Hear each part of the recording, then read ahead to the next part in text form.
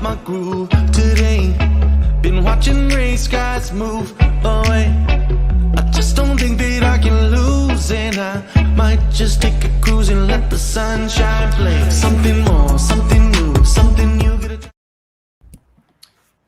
Welcome, everybody. We're back for another Monday. Thankful to be here. Thankful to be with all of y'all. Hopefully you cashed some tickets yesterday being Sunday if you're listening Monday night. But anyway, we got Drew. Drew, how are you doing? How was your weekend? And how was your CJ Cup?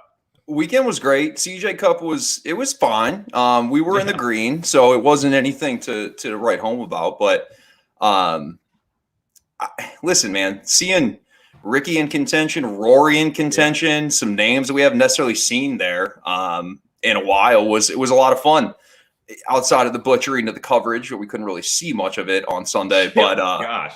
Yeah, so that was just an absolute disaster. But the golf tournament itself, I mean, I had a lot of fun. And you can argue whether you like Birdie Fest or whatnot, but it was a lot of fun come the back nine, and Rory just kind of pulled away. And the other shocking thing to me was, he lost, strokes in approach over the week and still won. So not really a recipe for Rory to be the best putter in the field, but he got it done. And I think a win that he kind of needed. Yeah, and he kind of been up and back, or I should say back and forth between, after he kind of lost, before the Ryder Cup, and kind of said, gosh, well, I think it was the Players, and said he's chasing distance, and then he would come back later in the summer, say, hey, my life, I'm just content with things, how my perspective has changed. And then we kind of saw a new Rory after the Ryder Cup about actually how much this really means to him, and then he was kind of blatantly honest about, hey, I can just be me and I can still win golf tournaments, and that's okay. So Rory is incredible. He offers such great insight. It's so good to see him win. He's so healthy for the game. Yeah, and it's just wild. He did it with the putter and not on approach. He did kill it off the tee, and it kind of good for him. And it was a fun back nine. It was a fun tournament, but we only got to saw a little the back nine. That's it. And yeah, less than that for some of the golfers. And so that was a little bummer. And the course was just kind of funky. It obviously it's like you said last week, it's for resort. It's a resort style course, man. It just was kind of wonky, but good to see Rory win. I had a little Adam Scott going into Sunday, and gosh, Adam Scott's putter showed up like it typically does, and it was tilting. But let's jump in. Let's jump into the ZOZO right now. And you're the course expert. What do we know about the ZOZO over in Japan? Well, listen, anytime that I can mention Tiger Woods, I certainly am excited to do so. And last time we were at Narashino Country Club, Tiger did win, and he won at 19 under. The thing that we kind of have to throw out the window to an extent is you look at 19 under from last time we played here, only two guys were better than 13 under par. And also in very soft, wet conditions. The one thing you'll know, and as you've seen at the Olympics, the golf courses in Japan are so well manicured. I mean, and yes, there's courses in the United States that are similar, but the way these places and these golf courses are maintained is going to be phenomenal. It'll be great for TV. It'll be great for prime time. But you look at the course itself, and just over 7,000 yards, par 70, not a long golf course. The cool thing, which everybody's been talking about, and I find extremely neat, and I think to an extent, like newer golf courses should kind of adapt or adopt this philosophy with the double greens. And here it's almost a little different. We talk about double greens, you think one green complex with two different, pins on it. Well, it's slightly different here, right? We're talking about two kind of separate green complexes a lot of the time. One thing that helps when you're talking about a golf course like Superintendent, something like that, is to be able to kind of like get traction and get people walking on the greens and playing the greens. Yeah, I wanted to ask you about that, because what if you kind of, obviously, let's say you kind of pull an iron shot and you end up on the second green not being used, and you have to, kind of do a little chip, and you kind of scruff up the green. The Superintendent can't be too happy about that. No, not at all. No, you're right. And that's it probably won't happen I think it's going to happen more on a skill level of us, right? Like I don't expect you to see a lot of that situation. the other thing is, at a professional level, these guys are shallow enough with their wedges where they're not just gouging out of the greens. But Right. You're right. Yeah, if it was a bunch of drunk 18 handicappers, I think that's the superintendent's nightmare. But the cool thing is, it's two completely different grasses. You have bent grass on one, you got zoysia as well as Bermuda on the other. So to an extent that you're saying, okay, these are two different types of grasses. Well, when you have a golf course that's manicured and put together as well as this golf course we're going to see this week is, it's not huge swaying. Like when we see like a Bermuda with tons and tons of grain in it, it's not going to be necessarily like you're going down and seeing a Florida Bermuda course when we're looking at this week. So that's something to kind of keep in mind. But the two green setup is a wonderful thing. And for superintendents, they can let a green heal. They have the options to kind of do what they want in order to kind of keep everything pristine, and having that second option is certainly beneficial. But the other thing that we look at when Tiger won here, there's 5 par 3s, right? And Tiger was best in the field in par 3 efficiency that week. So I think that's the first thing I'm looking at. Anytime you're throwing in 5 par 3s, and none of them are over 200 yards, so there's not anything that's going to be overly demanding as far as distance wise, which when we look back on tour and what we see on a week-to-week basis, 200 to 220 yard par 3s are kind of the norm, what we see here in America. So that is going to be different. So again, when Tiger won, he was 65% of the fairways, 76% of the greens. I think you're going to see somewhat of the same formula. The one thing I'm looking at this week that we haven't really discussed, and he's birdie fest, and I don't think this is necessarily going to be that. Like I said, when you have two guys that get over 13 under, I know one gets to 19. That's not exactly a birdie fest, especially with soft conditions. But this week is going to bring in scrambling, how you're playing around the greens, because these greens in proximity are not nearly as large as some of the greens we've been playing the last few weeks. So I definitely think that we haven't even talked about it for the last few weeks, but that's going to definitely come into play. Of course, driving distance, I'm not overly concerned about. Strokes gained putting, we always talk about how putting kind of travels. And when we're talking about perfect surfaces, I think the best putters will definitely shine there. And then you can break it down. I mean, there's almost 9 holes on this golf course that aren't necessarily scoreable. So you have to make sure you're taking advantage of the holes that are. So for me, par 3 efficiency is at the top for me. Of course, we're going to sprinkle an approach. It's not necessarily a huge deal to miss the fairways. There's a lot of tree-lined holes, but the trees aren't necessarily right off the fairways like we saw at Valderrama this last week, which is a crazy golf course on the Euro circuit. So I'm definitely looking at par 3 efficiency again, strokes gain approach, strokes gain putting. And now we're throwing some short game into here. And I think that's something that we haven't really been baking in here as far as his fall swing goes. So that's kind of what I'm looking at. I think the recipe will be similar to what we saw from Tiger in 2019, who ends up being the champion this week.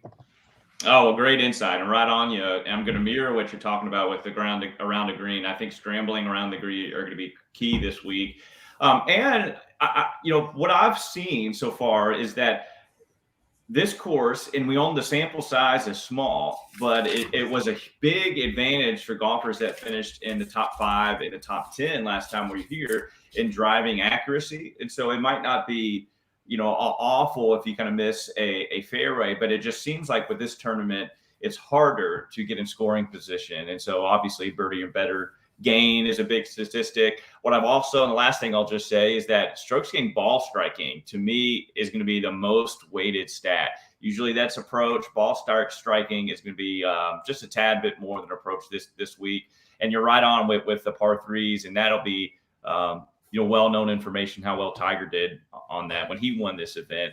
But let's just jump right into it. And we got the board in front of us. And I'll kind of go into a little bit strategy as we go. Again, I always talk about that you get in these unknowns and you get into a weak field. It's actually great for DFS. And what tends to happen, again, our minds go to the golfers we think give us some security when there's a lot of unknowns.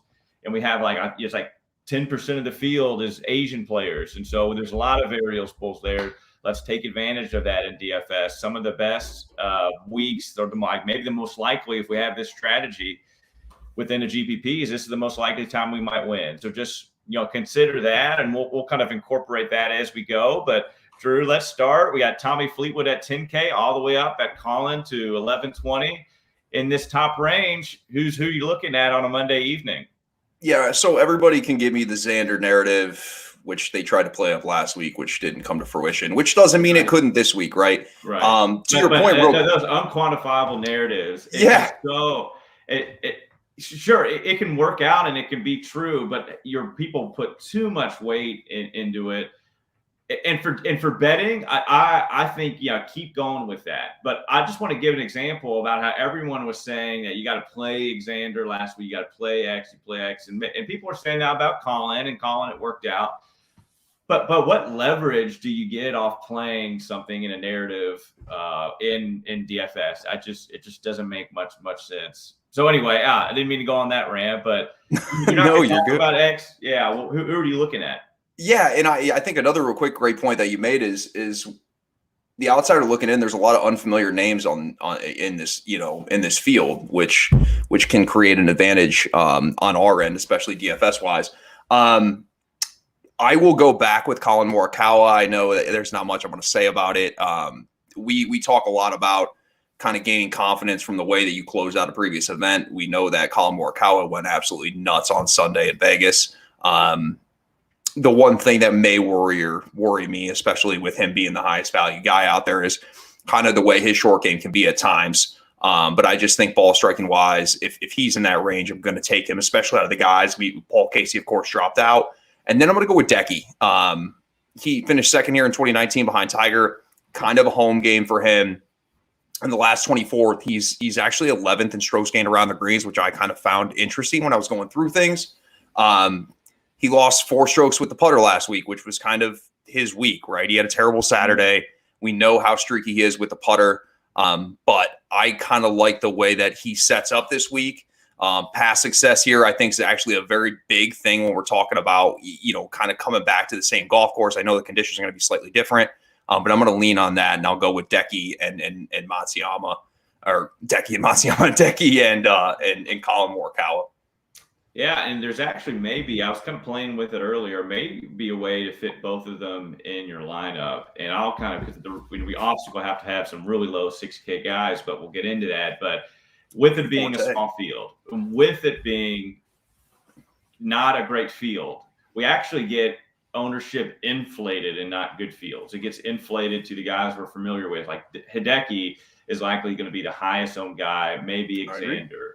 Yeah. And so one way to get contrarian is, well, why don't you put Decky and Morikawa in a lineup? And so I don't have the salaries in front of me. All right, I do, but I'm not going to do that math. But I was playing around earlier, and you could fit in. I might go huge stars and scrubs this week because I think there's value with some of these Asia Tour players. I'll get into that later. But point being is, if you really love, or if anybody really loves Morikawa, Decky, try playing them together, and that is going to be contrarian. I don't think a lot of people will do that.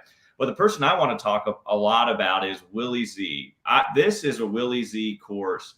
Didn't play all that well last time we saw him, but he actually ranks 4th in my model over the last 24 rounds. The last time we saw him was at the Shriners, only gained half a stroke on approach, just 0.1 off the tee. That's not great. But what we know about Willie Z, he's a great driver of the golf ball.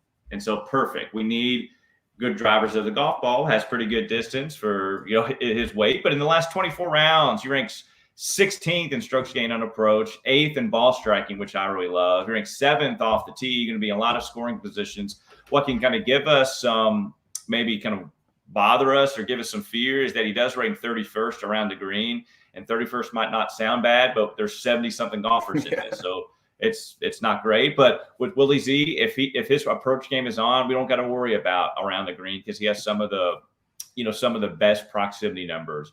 Willie Z is going to be the lowest owned out of Morikawa, Schauffele, and Matsuyama. Maybe Fleetwood will put him in that up group. So Willie Z is going to be underowned, and to me, he ranks the best in this range. He ranks the best in my model. I love that. Not trending as well, but remember we talked about gaps. He's get a little bit of a gap coming in here, and we've seen his upside. And I don't think anybody would be surprised if Willie Z won. He's going to have an outright of me. I think he's 18-1 in this small week field. I think that's great value in Willie Z. Anything else before we move down to the 9K range? I just, to your last point there, I do think when we sit here next Monday, based off the strength of this field, one of the bigger names is going to get it done this week, in my opinion. That doesn't mean as a DFS perspective we have to fall on that, but I think with kind of the field we're looking at, one of the guys in the 11, 10, 9K range, I expect to come out as the winner this week. But the odds on the board, betting outright wise, are just kind of gross, and it's what you're comfortable with. But DFS wise, there's some value there for sure. Yeah, you're exactly right, and your Vegas agrees with you. That's why everyone's odds are so low near the top of the board. Yeah, obviously in a shorter field, but in DFS, I don't think that obviously, we're not going out on a limb saying someone the 13 golfers between 11 and 9 are going to win the tournament. That's pretty obvious. But I do think that there are some bombs that I'll throw some outrights on that I think have a great opportunity. But you're right; those golfers are going to be short odds for a reason. Well, we may flip it around, and maybe I'll start in the 9K range, and I'll see what you think. Yeah. So I really love Johnny Vegas, and he's not in the 9K range, 8,900, but I just wrote him down to talk about him. So he ranks number 1 in my model in the last 24, ranks 9th on approach, 4th ball striking. I think there's 5 or 4 par 5, so that's important. He ranks 3rd. He ranks 4th in your par 3 metric that I'm using. He's not outside of the top 10 until you get to the around the green game. And so I really like Johnny Vegas. I am worried about his ownership. I do think it'll be inflated because people are going to look at what I'm looking at. And he did play pretty decently last week. I like Johnny Vegas. I know he's 8,900, but I really like him. He'd probably be a staple in my lineups. And the other guy is CT Pan. So CT Pan, you won't stick out. And actually he does. That's why I talked about him. And he's another 8,800 guy. But he ranks out 3rd in the models as you get closer to recent. So my max in that way is 24 rounds. If you get out toward 50, he won't pop at all. But I'm having 24, and he ranks 3rd. And he ranks similar to Vegas, top 15 in everything outside bogey or better percentage. But I really love about CT is how he's trending. He's trending 7th best in the field in my model. I really like CT. And actually none of the guys above them, outside of Keegan, I really like in the 9K range. But I'll shut up and I'll hang up and listen and see what you got to say. And listen, CT Pan also has played really, really well at the Olympics, right? And I know that we can't completely comp both courses to a perfect extent here, but I do like the CT Pan. The 9K range is interesting. You could talk yourself into Maverick McNeely. I'm not going to do that. The one guy I'm going to talk about. Maverick had his chance last week. Yes, yeah. Trust me, the home game narrative really. We'll see. We had to hear about it all week. California. Yeah, we'll see Mav again in California in February. Yeah, no, I'm with you. The one guy that I like is at the bottom of the 9K range. It's going to be Mackenzie Hughes. The reason I like him, when you look in the last 24, he's 1st in the entire field in strokes gained putting, which again I will always say putting travels. And he's made 9 straight cuts, right? And I know that might not seem extremely important, but his game has been extremely solid for a good amount of time. Now, we don't usually see Mackenzie Hughes up here in this 9K range, but there's nice things to look at that the way his game's progressing. Decent week last week. He had a 25th. His short game numbers have been fantastic.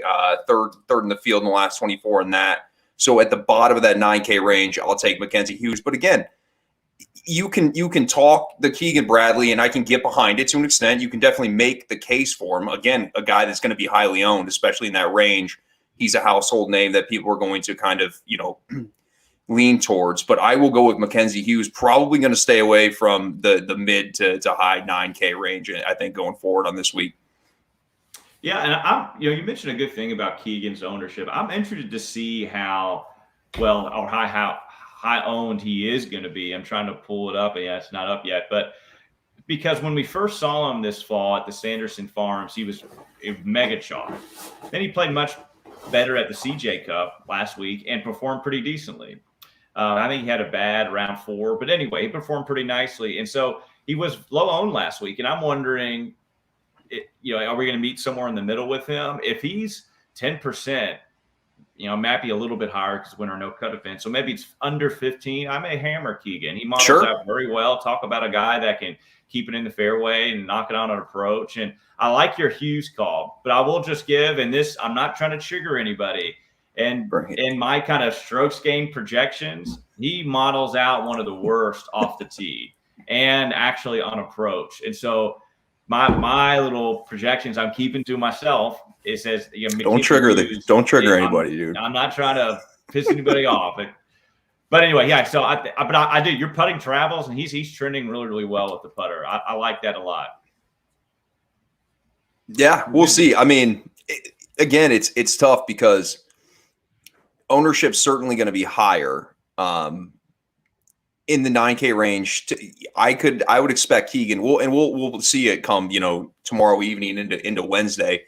But I could see Keegan, especially playing decent last week, be up there, in the 18 to 20 range, which I don't know if I can get behind that. But to your point, if he's 15 or below or anywhere around 13, I think it's probably a safe, smart play to go ahead and have him in some lineups. Yeah. And so I'll just kind of, I agree. And I'll just kind of recap real quick in the AK. Love Vegas, Pan. If you want to throw another guy out there, Ortiz. An Ortiz guy, a guy can get streaky with the putter, but actually has been ball striking or just hitting the ball pretty well recently. And looking at the CJ Cup, he gained 4.6 on approach. And now I'm looking at his putter, a guy who ever since he was a tour player, gained strokes on putting.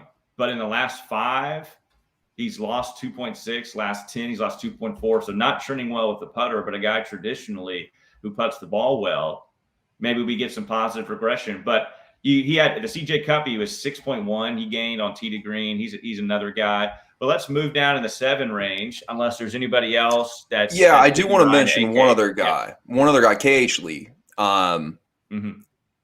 Everything says to play KH Lee to me. In the last 24, he's first off the tee.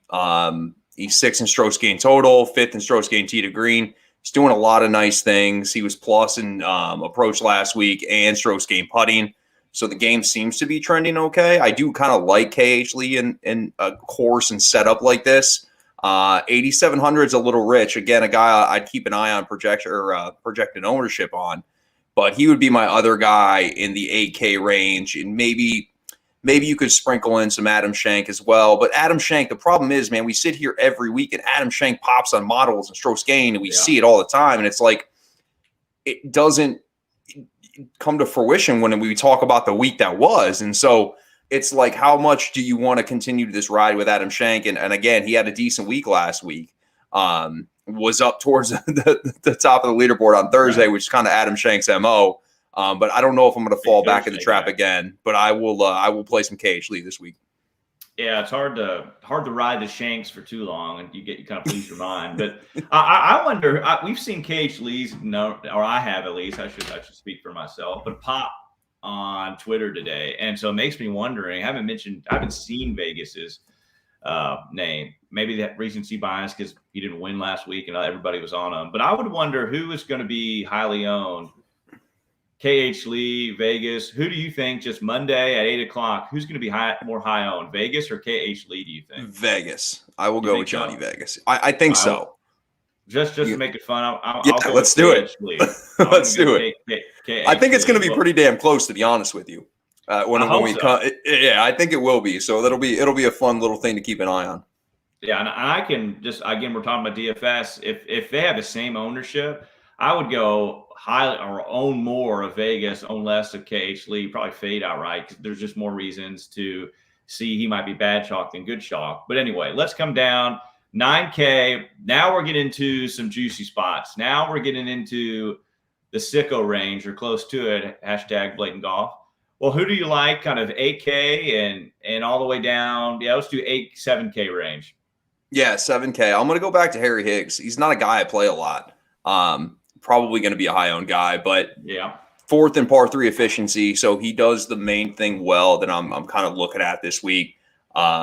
He's in another thing that surprised me. Last 24 in this field, he's first in strokes gained around the greens. He 9th last week. His game seems to be trending in a nice direction. And then I'm going to go back to the old faithful Brendan Todd. Sure. You It's a talk good about a course for the golf Todd. course. Yeah, you talk about Yeah. a golf course I just think sets up for Brendan Todd really well as this one. He's going to put the ball in play. He's in the top 20 in par 3 efficiency, not great based off the field. I just think this golf course, stats aside, we kind of know the player Brendan Todd is. And I just think looking at everything, it's a week that for him is perfect. He's not overly long. You don't have to be overly long. He's extremely accurate off the tee. And he can putt it pretty dang well. And so I think it's kind of a recipe for him to have a nice week in the 7K range. Those would be kind of the two guys I'm looking at. Yeah, nice. And I looked at Todd too. I couldn't get there because he hasn't been playing like the normal Todd we see. But that back form is there. So he can get there. I do like that Todd call. Should be pretty low owned, and we wouldn't be surprised if Todd pops. I wonder what Streb's going to be. Streb is not ownership might get inflated. I might steer clear on, but I think a lot of people will be on Norlander, and there's a lot to like with Henrik. Yeah. He's 6th in model over the last 24 rounds. He's 7th on approach, 13th ball striking.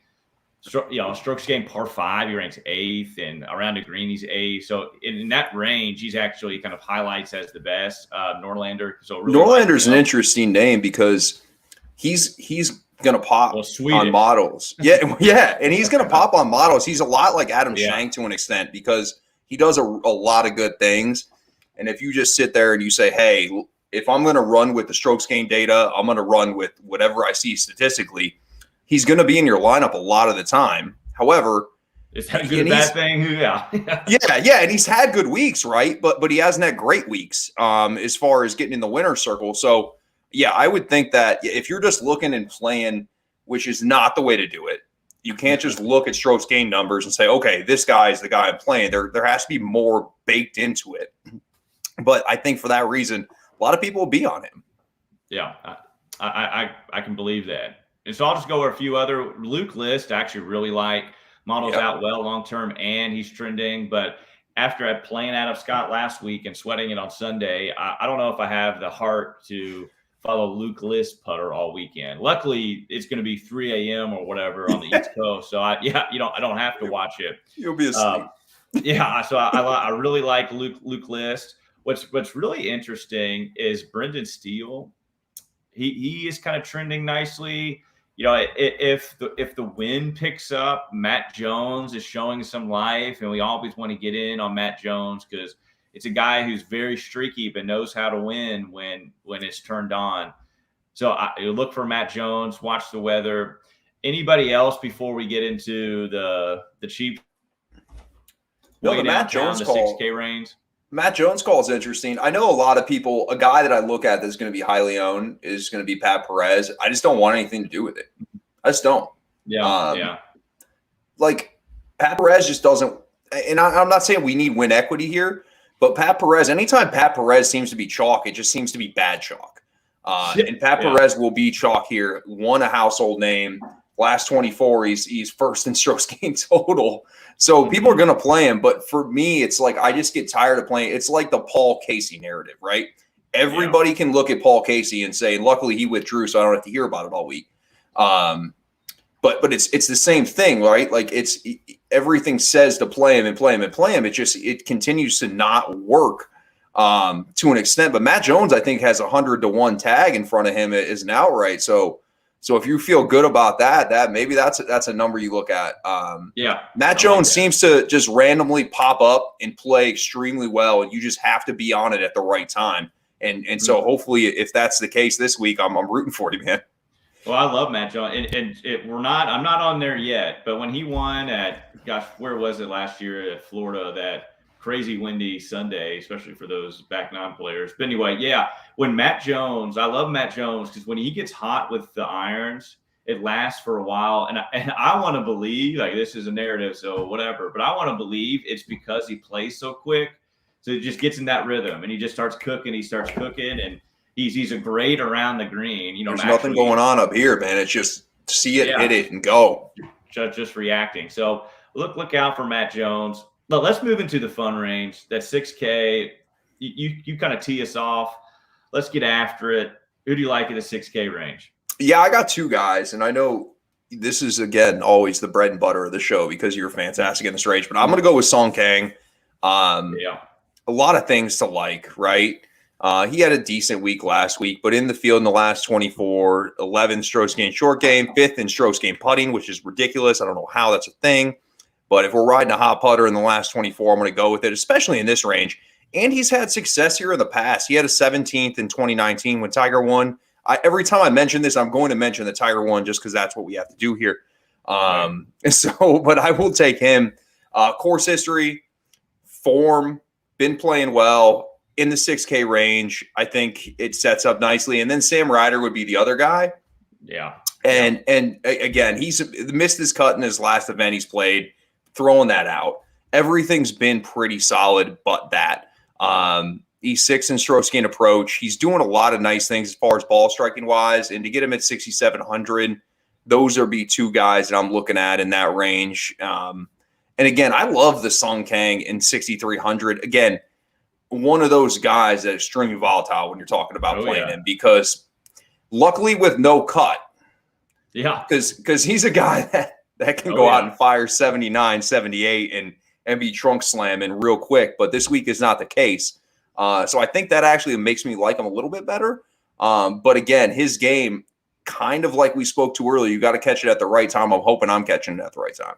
Yeah, well, I love that. And I'm surprised you're not mentioning Neesmith, your boy. He kind of showed some life, continuing to hit the ball well. Yeah, he's in the 6K. Neesmith is a great play. But I want to point out a guy that's on the Asian tour, and that's Rikuyu Hoshina. And Hoshina was actually really popular going into the Olympics, if you remember, because he was playing for Japan with Hideki. He was the other guy that Japan had.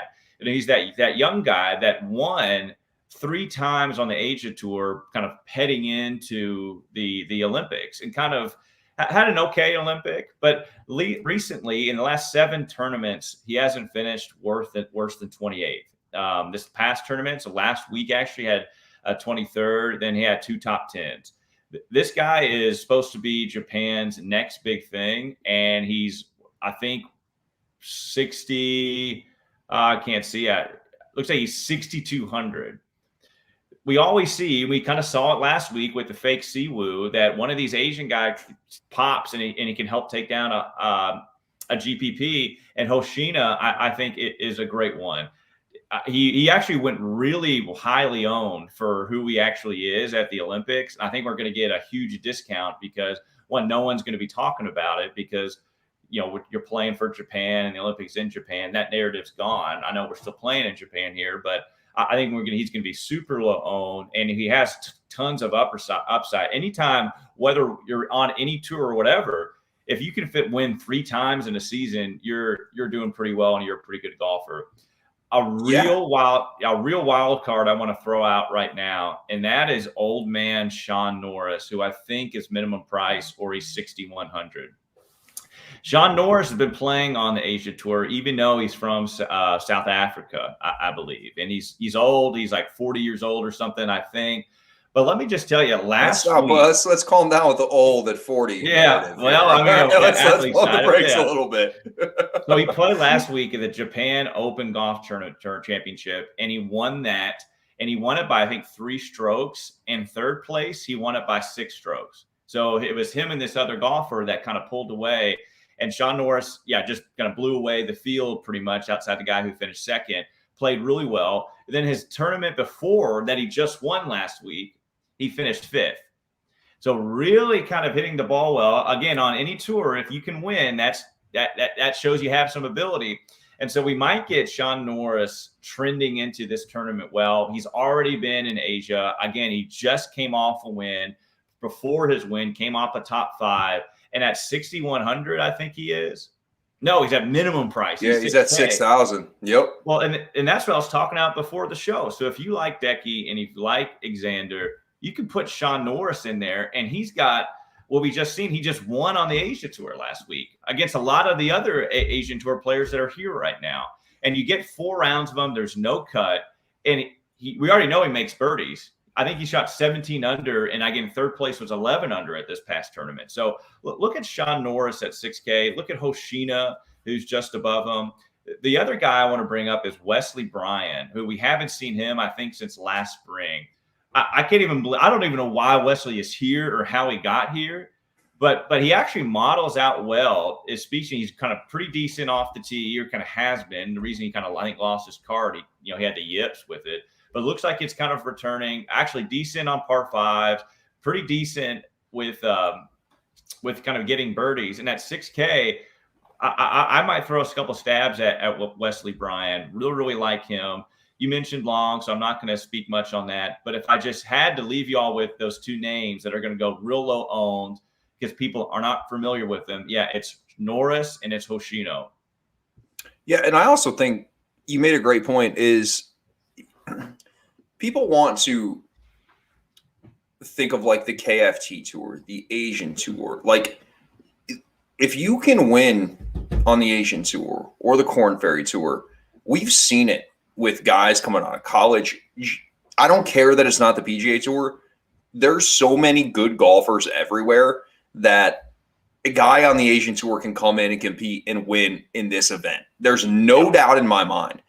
There's just so many good golfers across all these tours that we just focus on the PGA Tour. But when you look at it from a bigger perspective, I mean, you look at these scores. There's guys on a tour I've never even heard of shooting 27 under par. It's just the amount of great golf out there. So it's a great point is yeah, this guy might not be a household name. This might not be the PGA Tour or the Korn Ferry Tour. But if you can play, you can play. It doesn't matter where it's at. It's ball hole. If you can play, you can play. And so we can't be afraid to play somebody just because they're not a household name. And that's why you got to look at trends and look at how people are playing. And yeah, if somebody's riding a heater, you roll with it because why not? If you're playing good golf, you're playing good golf. Oh yeah. And let me tell you that, because I just pulled it up. And so, yeah, this was his last tournament. This was yesterday they finished up, and yesterday Japan time, so whatever. But he finished at 19 under, Sean Norris did. And he's already in Japan. Again, so if you want that narrative, he's been in Japan a couple weeks. He's been comfortable there. He just won. He finished 19th under. The second place guy finished 15 under. So he beat second by 4. And then there was a tied for third at 11 under. So between him, Sean Norris, and third place was 8 strokes. And just to give you this course wasn't a course like we played last week, the week before. It looks like the cut was even par here. And he and at a place at cut even par, he shot 67, 64, 64. And then with that huge lead, just coasted in with the 70 and still won by 4. Sean Norris coming in kind of pretty hot. It's 6K. Why not take a stand? I mean, what do you have to lose? Oh, and yeah, and to your point, literally a 6K guy gives you ultimate ammunition to kind of do what you want. If there's guys you love up top, you sprinkle in a 6K guy, you can play the Decky in the Colin Morikawa. You can play Zalatoris. You can, you can kind of come up with your combinations at the top and sprinkle him in some lineups, and it gives you the opportunity to, if you think that a guy at the top's going to win, like we talked about, we do. If you get somebody like that has a solid top 10, top 20, top 15 week, then we're cooking as far as DFS wise. And if he's super low owned, then we're even at a bigger advantage moving forward. So that's lovely. I mean, it's not every day we talk 6K floor guys. And so good on you for digging that up there with Sean Norris. Doesn't sound like a guy playing on the Asian Tour, but again, he's in Japan. For him. Yeah, man. I look forward to that. That's a good call. And again, good golf travels any tour. It's just the way it is. So ride the hot hand. And I think especially in events, no-cut events with crappy fields, that is better than trying to form a narrative about a guy not playing well that we are well aware of and just hoping that this is the week he turns it around. Give me the hot hand of a guy that we don't know of to an extent, because I think that that's probably the more reliable option than kind of hoping somebody starts playing well instead of riding somebody that is playing well. Yeah, well said. Well, before we kind of get out and go watch some football, are you going to stay up and watch some of these rounds up until 2 a.m., 3 a.m. on the East Coast? No. No, I got 2 kids under 4 and a job. So Yeah. listen, there might be like a foggy, couple adult beverages deep, like midnight on a Friday or Saturday, but it's probably better for my and your mental health to not sit there and watch guys miss 10-foot putts all day long.